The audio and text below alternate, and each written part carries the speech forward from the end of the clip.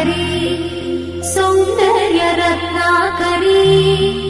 निर्धूता किल पापनाशनकरी प्रत्यक्ष माहेश्वरी